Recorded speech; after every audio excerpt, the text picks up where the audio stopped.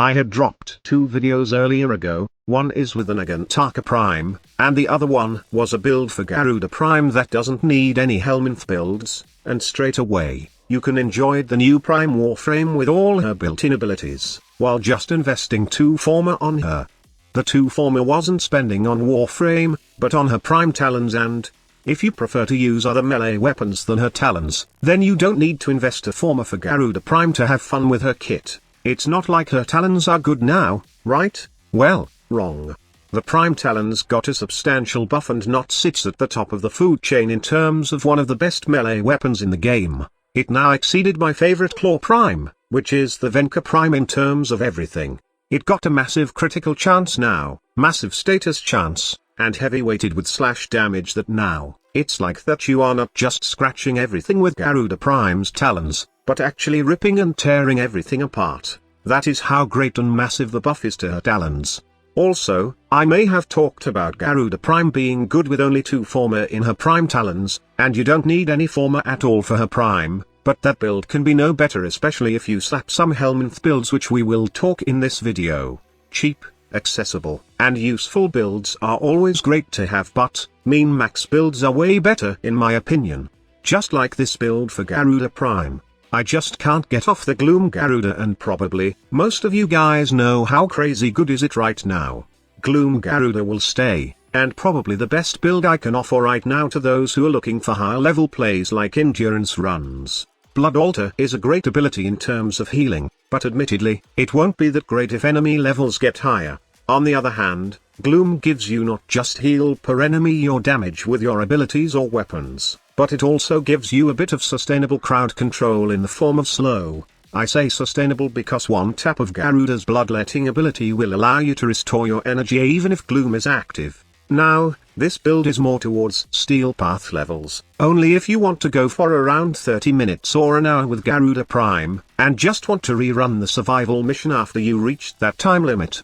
You see, healing with high armor values alone won't save you from getting wasted in high-level plays. That is why I suggested that you remove the Umbral Fiber to fit in the Quick Thinking mod. I was hesitant at first putting this mod into Garuda, since her passive is not the same as before. In the past, Quick Thinking is important since we usually rely on Garuda's energy to survive while using this mod, as we always used to go down 2 horsepower just to get the 100% bonus damage passive. But right now, I was hesitant about doing that since killing enemies will charge up your passive to 100% bonus damage.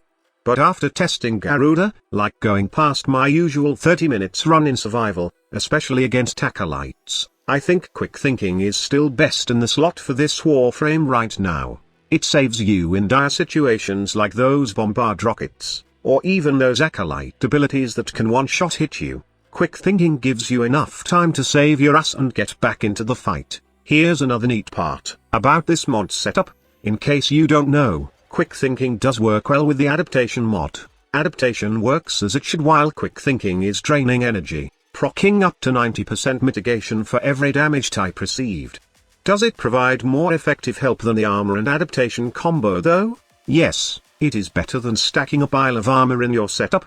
Another build that I suggest trying is a pure Nuker Garuda build. For this, you will need to subsume Ensnare and use the Hera's Q-Brow for its stalk augment. The idea is, group enemies with Ensnare, cast the first ability to get the Dread Mirror, then cast the 4th ability to bleed proc, charge the first ability, and Kamihami it to the ensnared enemies. Rinse and repeat the process. Since you are only using your abilities, this won't break the Hera's Q-Brow cloak ability, and you can have some endless nuking fun with this combo. I was having a great time with this combo on stream, but eventually, I was too noob to keep up the life support in the Kuva survival mission. The place where I camp was not the best in the Kuva survival mission, and I was not paying attention to the mission itself. Well, that's what you get from being lazy. But anyway, this nuke setup is pretty great in long survival runs, and I hope that you have tons of fun playing with it. Thank you so much for watching. Squad Leader signing off.